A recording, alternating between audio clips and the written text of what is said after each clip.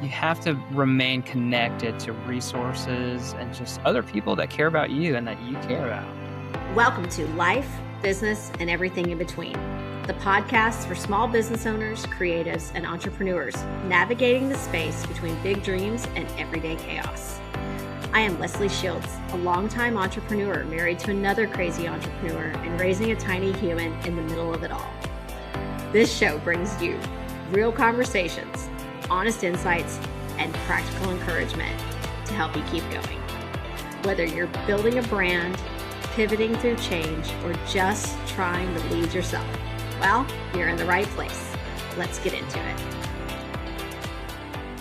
Hi, everybody, and welcome back to Life, Business, and Everything in Between with Leslie Shields. And I have a new guest today. We're going to be talking about entrepreneurship and the messy middle and the human side of having a business, and kind of the passion project behind this podcast is everything is so perfect on Instagram and everything is so perfect on social media. And I think we all go into entrepreneurship with an idea of what it should look like or what we're told it's going to look like.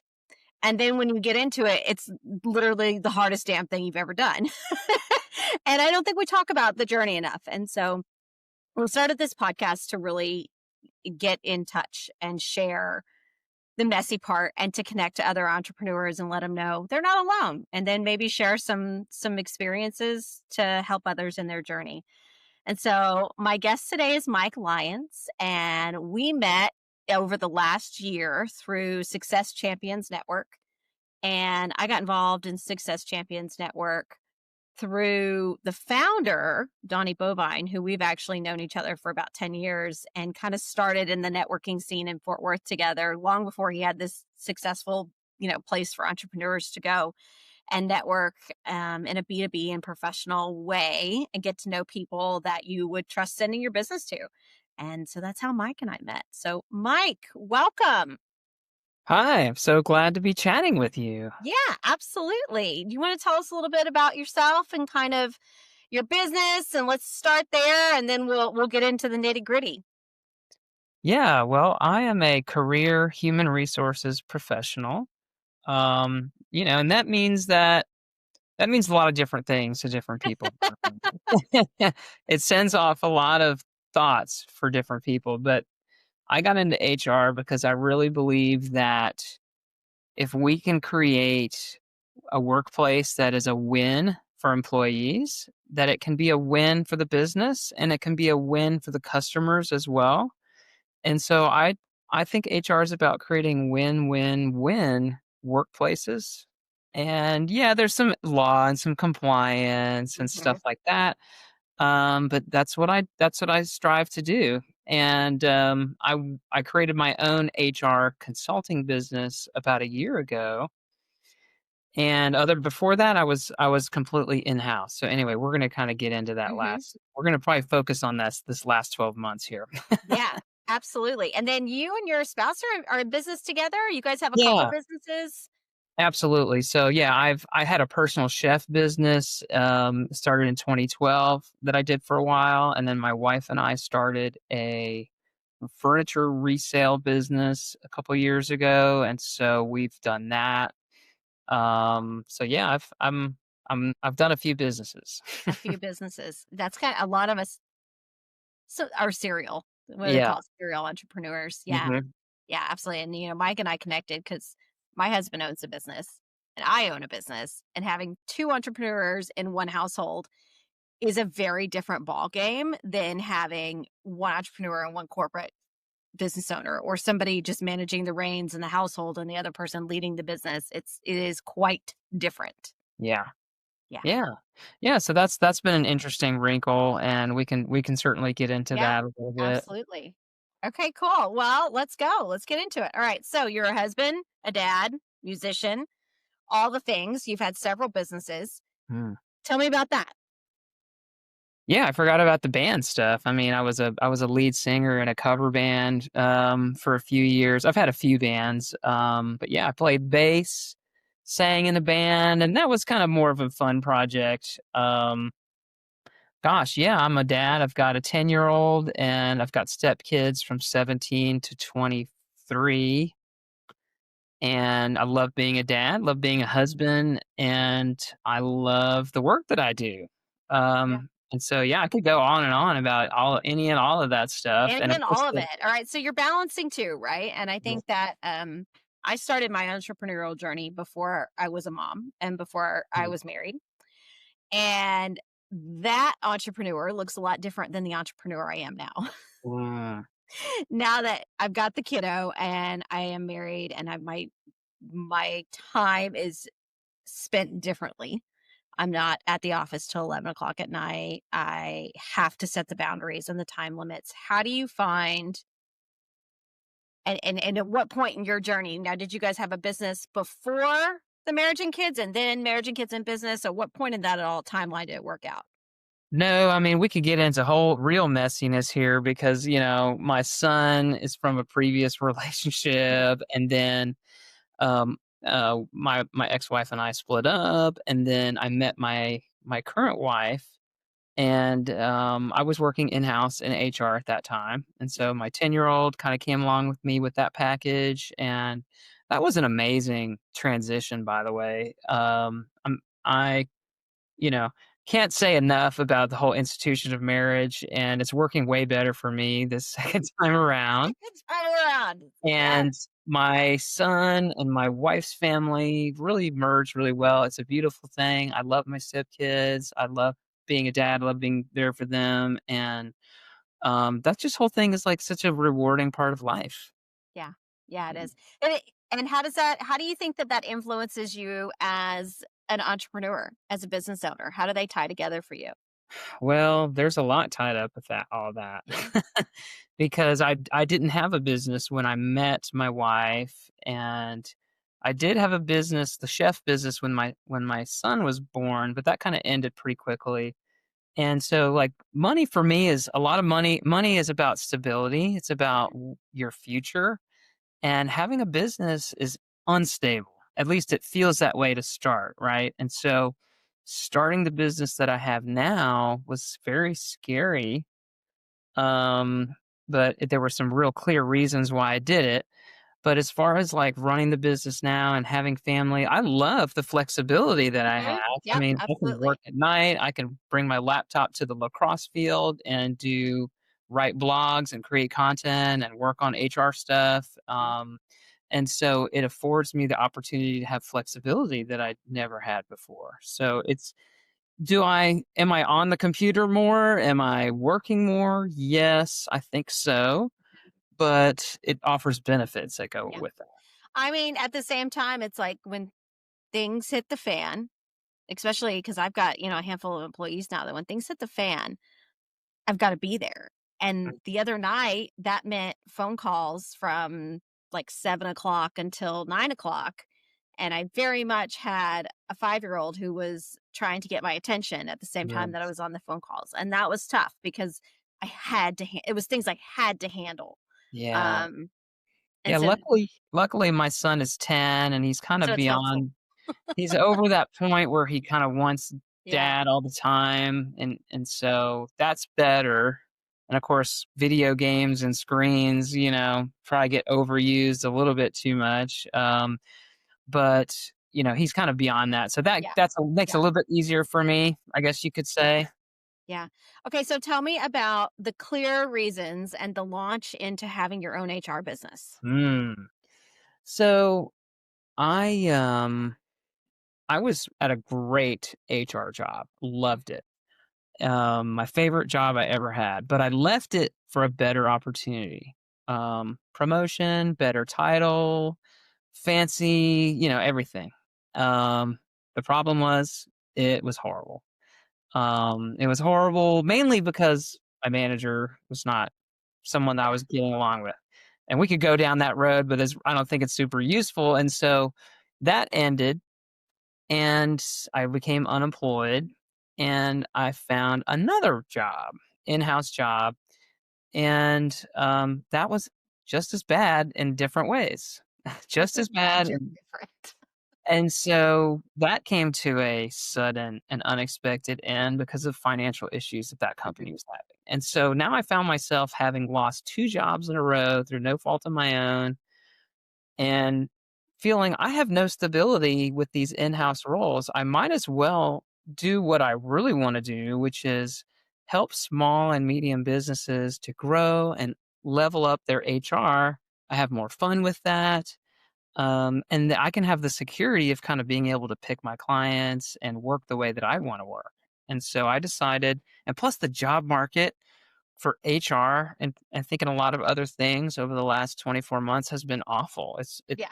People are looking for, a year to find a job that pays less than what they were making before. Yeah. And so for those are the two main reasons. Well, I can assume that people are doing less full time in house HR and outsourcing more to consultants like yourself now. I think so. I mean, I'm Yeah. betting on that, right? I think there is more of a desire to explore this fractional HR. So Hmm. that's how I would classify myself as a fractional HR leader. Yeah. And so hoping to capitalize on that trend. And yeah, so far so good. I mean, it took a while, but Yeah. so far so So good. multiple businesses in your journey, but Yeah. kind of new to this venture. Mm. Um, Tell us about being back in startup phase because you've been in startup phase before and now you're back in startup phase. That Yeah. gives me nightmares. Going back Mm. to startup sounds like trauma and I don't want to go back. Yeah. So the startup is fun, but it's challenging. So startup is fun because it's like full of opportunity and the future and the potential and stuff. But the trauma, at least for me anyway, Yeah. is like, where's my revenue going to come from? Like, how am I going to do this? Hmm. And so, um, I have loved the startup part of creating networks, creating processes, putting out content to connect with new people. I've connected with so many people over the last 12 months. And that's been one of the most amazing things about being an entrepreneur is you get paid to connect with people, Hmm. at least at the beginning. Hmm. And so I get paid to connect. Well, I don't get paid. I get future payments Yeah. from all these connections. And you're one of those connections that I made. I find that that changes though too, right? So like when I was starting the business and the people I was connecting with then, I've gotten more refined in where Yes. I spend my time because I found that where I was spending my time wasn't necessarily where my prospects were. Yeah, you And gotta then I had to know. figure out which kind of prospects I really wanted and who I really wanted to spend time going after. Yeah, so I could talk a lot about that. So when I first started, I decided I'm gonna be the HR guy for small and medium-sized business. Well, that was okay, but that meant I really had nowhere to focus put my fishing pole, right? Mhm. I'm fishing everywhere. I'm fishing in the Gulf of Mexico, in the little puddle over here. I spent a lot of time doing a lot of local networking, chamber of commerce, and really wasn't getting traction. Mhm. And what I realized was that I needed to find a niche for myself. Mhm. And that really unlocked everything. So I had my most successful experience was working in an ophthalmology practice here in Austin. And I've developed a lot of connections over my time working in that business. And so I decided to niche into ophthalmology Mhm. clinics. Yeah. And that And really that transformed my change. mhm. Yep. Yeah, that transformed the trajectory of my business. So immediately it focused who I need to connect with, Mhm. what kind of content I need to put out, how I explain what I do and who I explain that to, where I connect with. I stopped doing local networking for the most Yep. part, and then I started nationally networking.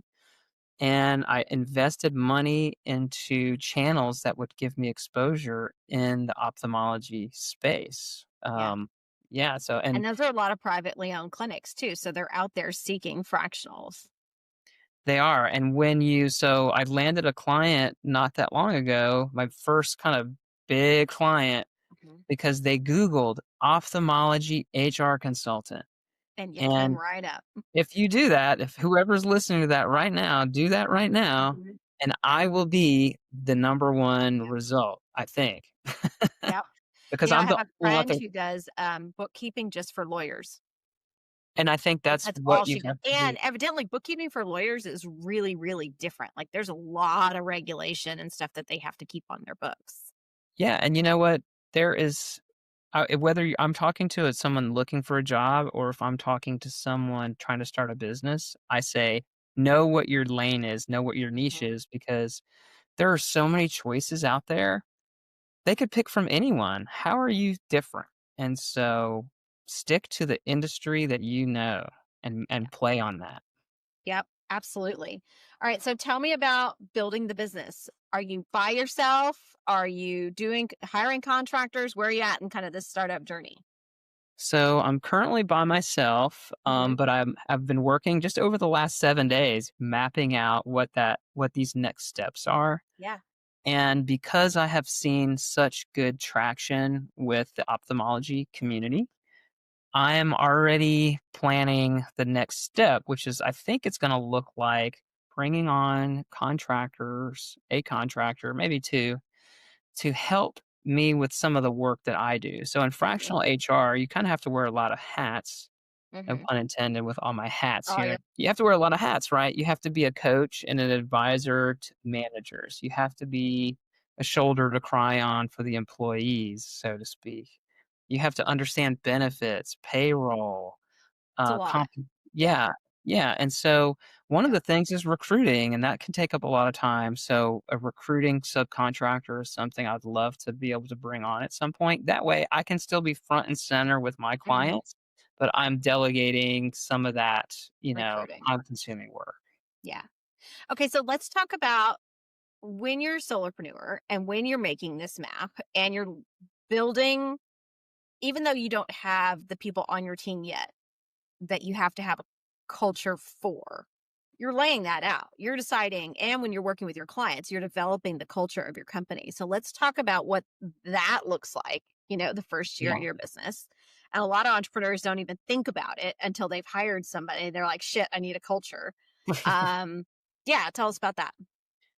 Well, I have worked my entire career in service-based industries. So I worked a lot in the restaurant industry. I've worked in healthcare and I've worked in higher education. Hmm. And all of those businesses are really there to provide a service. Hmm. I'm not the guy that's going to work in the tech company or I'm not going to work for GE making washing machines or anything. And so ever since I've got out of school, been all about service. And so for me, service is number one. So for anyone that would be joining my team, putting the client first is top, And so communication with the client, that's key, right? Um, family. I'm a big family person, and so I want things to work.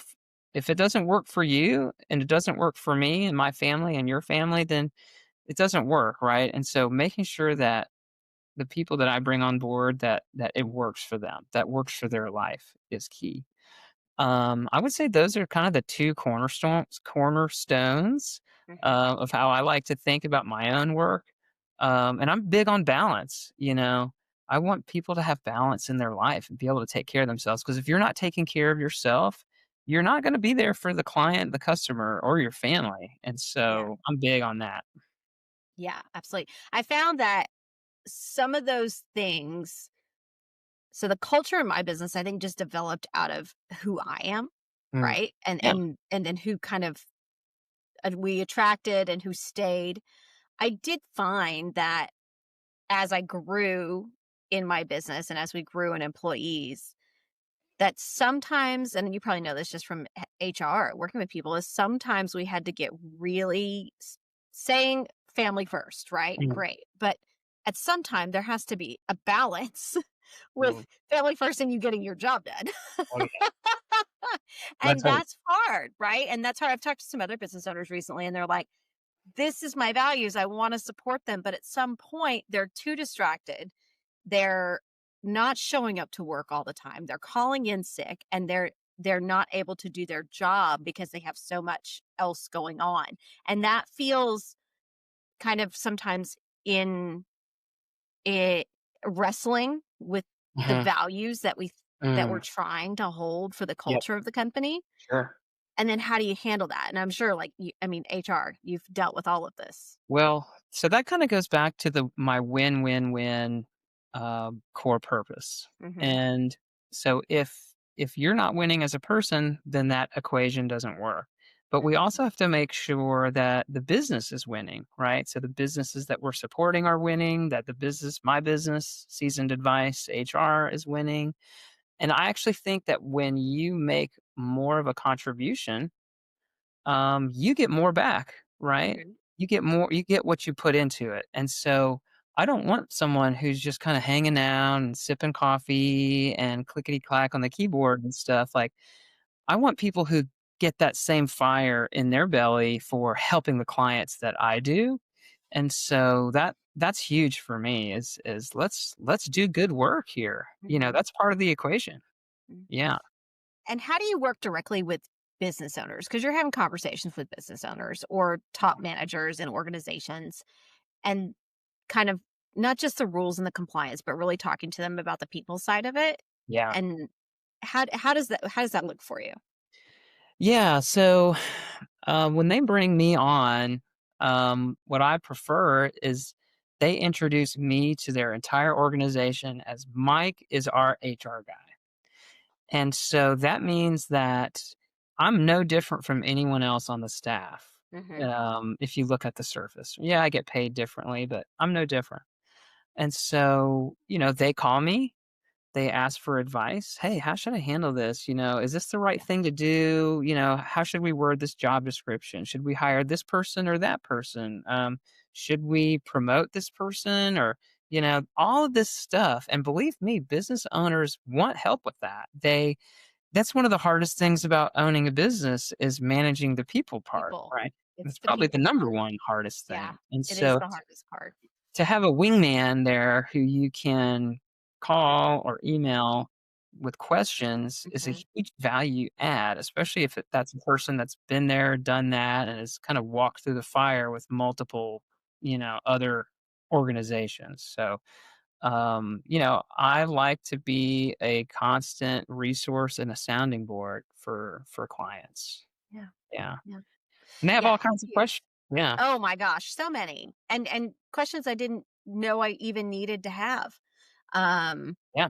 that come up. And so I think I've been, and I tell a lot of people this, I think you kind of need your tribe. And sometimes they call it your board, even if you own a small business, even if you don't have a big corporate board, Mm, but your tribe. And I have, several people who are on my business tribe, and maybe they're employee, maybe we pay them, maybe they're a contractor, or maybe they're just somebody, a different business owner friend that I'm mm. able to pick up the phone and call and reach out to and bounce things off of. And I think that for me, because I'm a communications and I'm a relationship person, that even if you're in business for yourself, you having somewhere to take the challenges, I think is the only thing that keeps me sane. We're social beings, right? And so you have to have other people to talk to, right? Mhm. I can get up and go talk to my wife for a minute. But otherwise I'm here kind of by myself. And so I continue to do networking. I continue to go to events. Mhm. And I have other people in the fractional HR and HR consulting community that I can call. Hey, Hey. like, how should I handle this? Like, how should I word this contract? And, I have, I'm a member of a HR community where I can ask those kinds of Mhm. questions as well. And so you have to remain connected to resources and just other people that care about you and that you care about. Yeah, absolutely. Yeah. Okay, so every entrepreneur has had setbacks and bumps and journeys Ooh. and stubbing their toe. We've all had it. Can you tell us about some times, either just in this company or then, let's look back at some of the other companies too, and Mhm. some of those experiences that really shaped who you are now, and that maybe one of our listeners might be able to have some takeaway from, whether inspiration or, man, that was a great experience, share, I can take it and apply to this. Oh my gosh. So many. You know, One thing, so when I think back to when I started my personal chef business, um, one big takeaway was I made sure to connect with people. So what happened was when I started that personal chef business, what I decided to do is I went to culinary school and then I started my personal chef business. So I quit my job that I had at the time. I was working for the University of Texas. And I decided, man, I am so tired of this bureaucratic red tape at the University of Texas. And I need to get out of here. Like, I thought it was HR that was burnout on, but it wasn't HR. It was just the culture of UT, honestly. But that's where it led me. It led me to quit my job, go to culinary school. Well, all throughout that process, I let my passion for the world of culinary to guide me, and it led me to connect with new people. I created a blog about my experience going through culinary school, and I guess the advice here is follow your passion because where my passion led me was I want to write about this, and so I took pictures and I wrote blog posts and I learned skills there that I now use today because I have a blog for my HR business, and it's a huge source of traffic and search engine optimization for me now. Yeah. But going all the way back to then, my passion for writing and communication, the school asked me to teach classes because connected with them, and I connected with my passion for teaching, and so like all of those things within me just kind of started lighting up, and I started following my nose where my passion led me, and I think that was a huge advantage for me getting that business ramped up. Um, and that continues to today. You know, I love teaching. And so I started my business creating TikToks. I created one TikTok almost every day for the first several months of my business. I wrote blog posts. And so teaching and guiding others became a Mhm. huge passion for me. And it continues to help me with my website search engine optimization. So I get traffic from all of that. And it positions me as an expert with what I do, and so follow your nose, follow your passion, I guess is what I would say. And then as far as like maybe missteps and mistakes, I think the biggest misstep was trying to be trying to be everyone for everything, right? And so HR for anybody, that's not enough to get yourself differentiated. You have Yeah. to have a focus. And so I spent probably 6 months of my business just kind of floating around, trying to be, everyone to everything. And and it wasn't until I niched that I really started to see results. Yeah. Now let me ask you. Okay, so you have opened and closed two, right? You had your culinary, your private chef business, and then you had the furniture business. Mhm, I find that my business is literally like an extension of my body, right? When you're an entrepreneur, it is so much a part of who you are. mhm.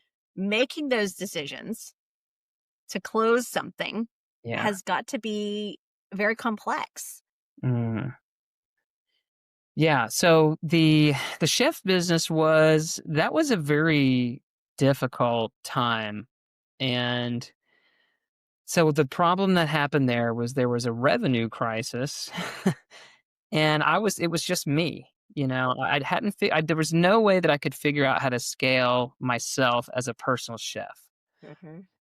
I cooked some retreats and I did some catering, but I didn't wanna be a caterer, and I didn't wanna be away from my family all the time cooking retreats, although that was the funnest part of that whole job.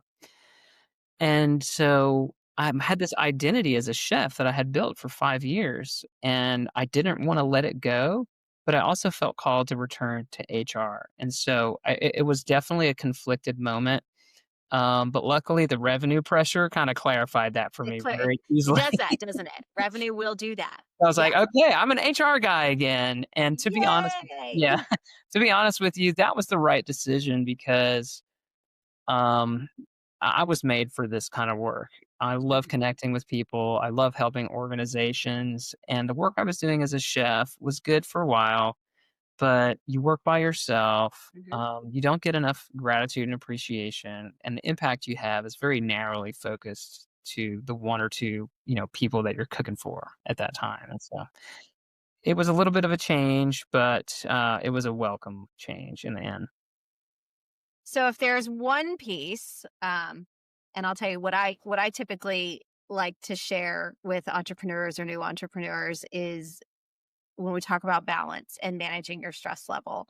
Mm, Because when I started my business, there were times that I would literally would just lay on the floor in the fetal position and cry because I was working so many hours and I was so burned out. And I wasn't in a position initially where I could hire. I mean, as many people are not in a position where they can hire until the revenue gets there. right. And I think I still have like cortisol damage Yeah. from 10 years ago when I started this business. Yeah. And so if you were going to share, I was to share that you've got to take care of yourself because if you're not healthy, you'll burn out and you won't make it. Ended up in the hospital from, just overall stress, really. My Mhm. body was just rejecting me because I was not nice to it. Um, so what are your thoughts? I know you mentioned balance and how important that is to you. Yeah, so I actually just gave a keynote speech in Orlando, Florida to the Academy of Ophthalmology national meeting about self-care. Hmm. And I talked about the importance of gratitude, reflecting on challenges and reframing, the challenges that you're going through. And so I'm huge on gratitude. If there's one thing I could advise any business owner or any leader to do is to develop a gratitude practice because it's going to make you more resilient. It's going to make you a better people leader because if there's one thing that your staff want more of that I can promise you, it's gratitude and Yeah. appreciation.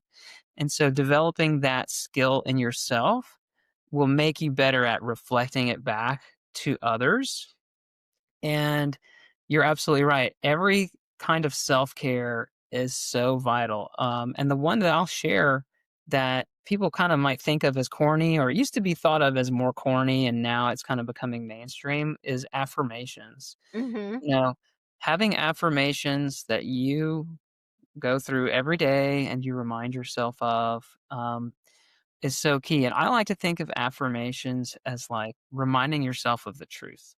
And Yeah. so, what is the truth? The truth is this is probably going to work. If I Hmm. just stick with it, this is probably going to work. Hmm. And that this is good for me, and I can do this. I'm completely capable of doing this. So it's not affirmations like I'm driving an orange Porsche, on the Autobahn freeway, right? Yeah. I don't that's not the kind of affirmations that I advocate, and that's not what science supports. But science definitely supports having a vision and using affirmations in your daily practice to help you keep your mind right. That's so Yeah. vital. I do a lot of and I don't know who, if somewhere over the last 2 years, somebody taught me how to do this. They said when you're going through like a really hard challenge, is visualizing yourself on the other side of it. Because we Uh, all know we've been through hard things. We can look back and go, I did that. I got on the other side of it and things were fine, right? That we figured it out. And so being able to, like, in the middle of the challenge, say, on the other side of this, it feels like, it smells like, it looks like this is that. And I just continue to go back to that place of seeing mhm. myself on the other side. Yeah, you have to have a visualization practice. And Hmm. actually, I have a whole acronym that I talk about when it comes to self care. And the acronym is GRAVEL, and the V is visualization. Hmm. And so you have to be able to see what am I going to look like on the other side of this? How do I want to feel? Hmm. How do I want to feel and how do I want to show up? How do I want to show up every day? And you have to kind of make that decision. I want to show up with energy even though there's no revenue, even though that contract hasn't gotten signed, even though no one is calling me. I still want to show up with Hmm. energy and optimism that I believe that this will work. A quick thank you to our sponsor, the Shields Agency.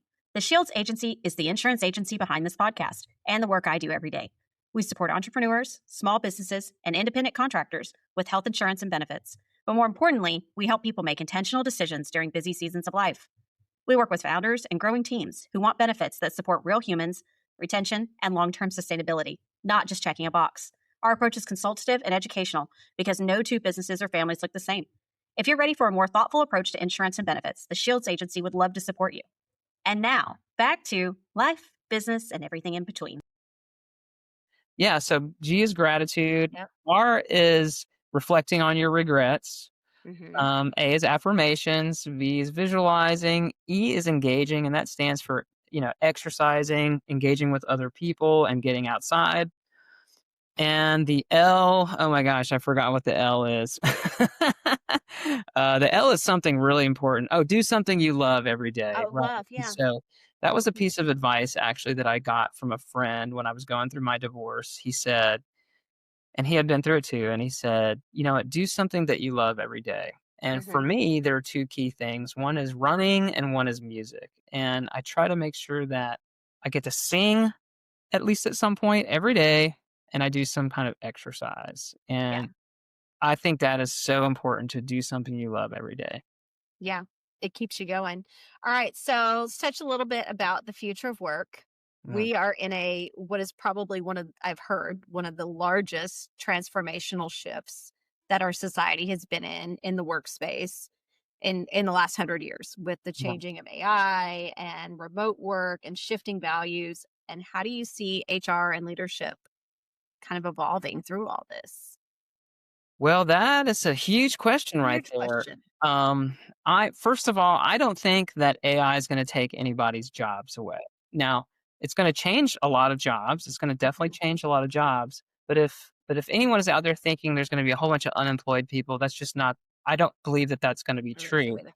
I Mm-mm. think what's gonna happen is new things will be created. And so don't be pessimistic about this. You have to be optimistic about the change. And this is not some woo-woo, like, again, orange Porsche driving down the Autobahn stuff. This is realistic. And so it's gonna be a slow, progressive change. You've got to understand the AI and you've got to work with it.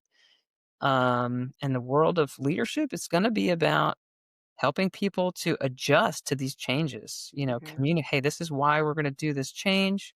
My wife they're rolling out some AI at her job, and they're saying, oh, you're going to be the supervisor of your AI, which that kind of sounds like a bunch of mumbo jumbo to me. But basically, what their point is, you're going to have a tool, you're going to have an AI tool, and you're going to have to utilize that tool. And so how do you train people and communicate that with them and educate them about what does that mean?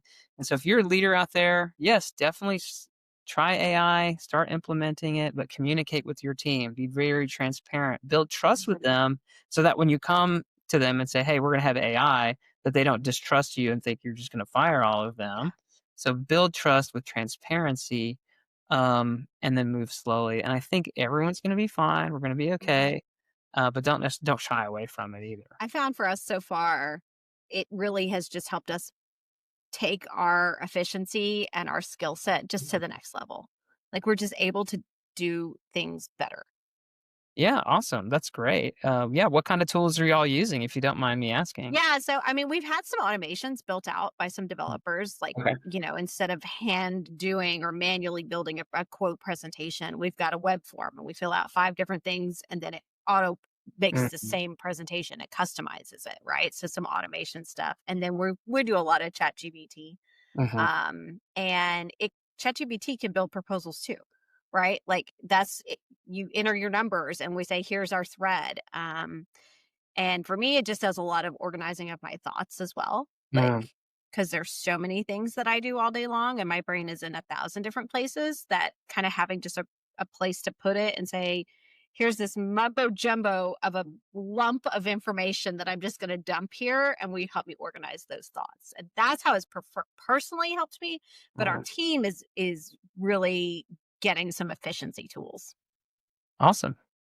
Yeah, there's so many tools out there, and I think there's going to be tools that are gone a year from now, Hmm. and so you kind of have to just try different ones and see what works for you. Yeah. Yeah. And we're all in that process Hmm. of doing that.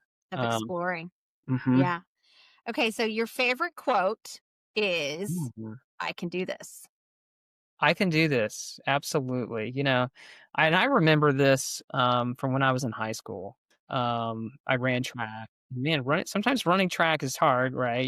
Running is tough, and so I would repeat this, "I can do this," "I Mhm, can do this," and that's just been a mantra through my whole life, and to be honest with you, sometimes I've forgotten it. I've had whole years where I've forgotten that quote, and those are probably some of the hardest years of my life, and when I needed that quote the most. Um, but it has meant a lot to me because, I think it's true. I think it's mhm, true for everybody listening here. that you can do it. And it's a lie when your brain tells you that you can't do this. It is a lie, and you shouldn't listen to that.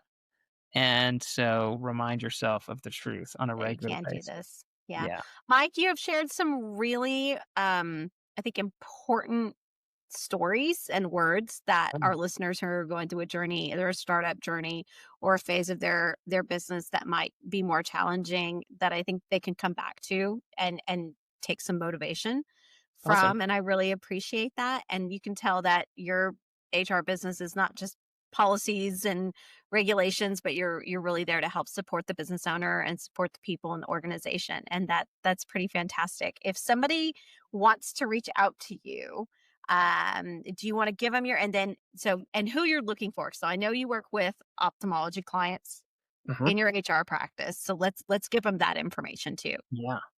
Yeah, if you know anyone that is anywhere connected to the eye care industry, that's a great connection for me. Mhm. Certainly, if you know an ophthalmologist or an optometry business, that's a great connection for me. If you want to get in touch with me, it's Mike at seasoned-advice.com. That's also the website, seasoned-advice.com. And you can find me on LinkedIn. I'm literally all over LinkedIn. Someone the other day said, "Oh, it's Mike, it's LinkedIn Mike here." And so you'll find me. I'm out there. But yeah, this has been so awesome, Yeah. Leslie. I loved it, and I love what you're doing. Perfect. Thanks, guys. I appreciate you being here. And you guys feel free, listeners, if it impacted you or you heard an important nugget and there's someone else in your life that could benefit from hearing it too, please share and stay tuned for upcoming episodes of Business and Everything in Between. Thank you for tuning in to Life, Business, and Everything in Between. If today's episode gave you something to think about or made you feel less alone in the hustle, we'd love it if you'd follow the show and share it with a friend. Real stories, real talk, and just enough chaos to keep it interesting. See you next time.